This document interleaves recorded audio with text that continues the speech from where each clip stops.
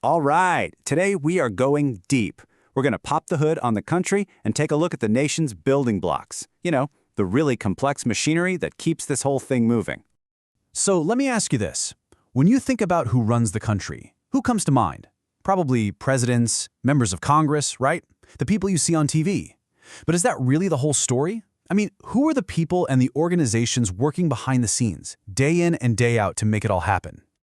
Well, the reality is it's way more complex than just a few famous faces. It's this massive, sprawling network of agencies and organizations. It's like a giant engine room, and it really does form the foundation of a modern nation. So today, we're going to take a tour and explore some of its most crucial parts. So first up, let's talk about the scorekeepers. I mean, think about it. How does a nation even know how it's doing? How does it measure success or failure? Well, it relies on a steady, constant stream of data from some very specialized federal agencies. Here we have two of the heavy hitters, the Bureau of Economic Analysis, you'll hear it called the BEA, and the Bureau of Labor Statistics, or the BLS. Now, they're both on the same team, the government's official data gathering team, but they have very different jobs.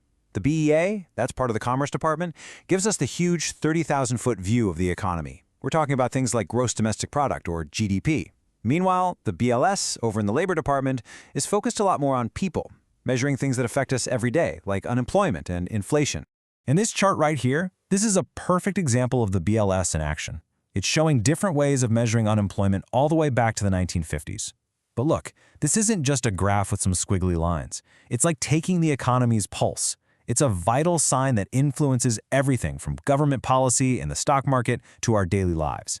At the end of the day, these agencies give us the hard numbers, the objective facts. A country needs to actually understand itself. Okay, so we've seen how government agencies take the nation's temperature, so to speak.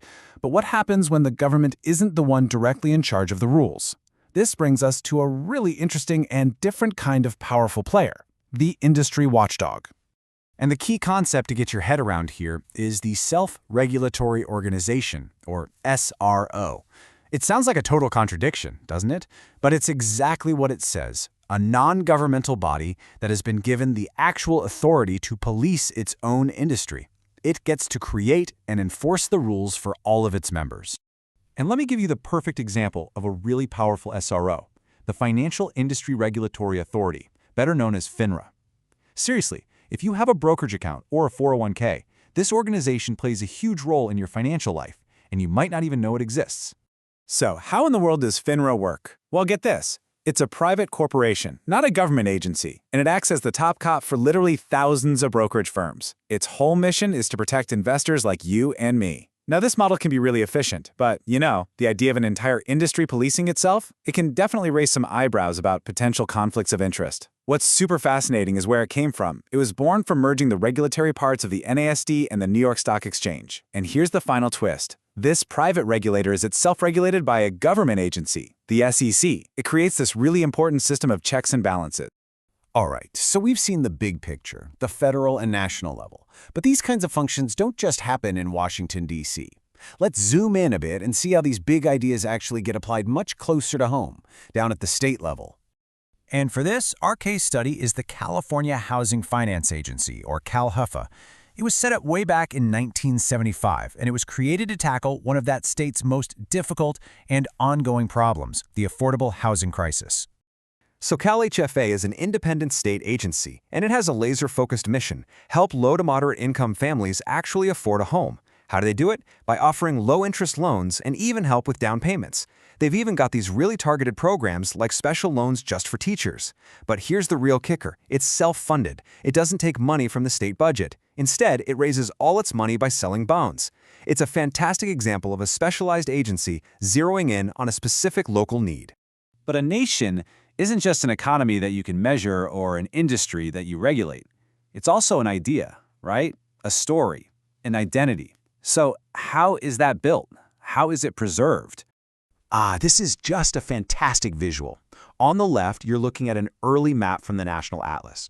See how it's all about territorial acquisition? It's literally about how the country got bigger physically. Now look at the right, a modern map from that same atlas. It's a complex web of environmental and physical data. It's such a powerful way to see how a nation's view of itself can change, from just physical borders to these complex, overlapping layers of information. And of course, it's not just maps. A nation also tells its story, its grand narrative, through its major cultural and scientific institutions. I mean, these are the places that hold our collective memory, and, at the same time, drive our ambitions for the future. Just think about these iconic organizations. You've got the Smithsonian, which is basically the nation's attic, right? It preserves our actual physical history. Then you have places like the National Gallery of Art, which, you could say, curates our creative soul. And then you have an agency like NASA, which doesn't look back at our history at all. It looks forward, to the stars, embodying our scientific ambition and that deep-seated drive to explore. Each one tells a completely different, but equally important chapter of the national story. So yeah, whether it's carefully preserving a historic flag from centuries ago or launching a spacecraft into orbit, these institutions do so much more than just exist.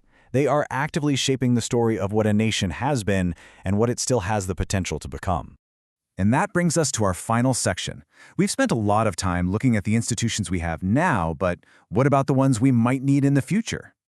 See, the machinery of a nation is never finished. It's always evolving. What you're looking at here is a bumper sticker from a campaign advocating for a Department of Peace. It's a pretty powerful example of citizens imagining totally new institutions to meet new kinds of challenges. It's all about thinking, what should the engine room of tomorrow actually look like? And that leaves us with one final big question that brings us right back to where we started. We've explored that engine room, from the scorekeepers and the industry watchdogs to the state-level problem solvers and the national storytellers. We've seen how all these different building blocks work. But looking ahead, as the world keeps changing faster and faster, what new components, what new rules, and what new ideas will this engine need to keep running for generations to come?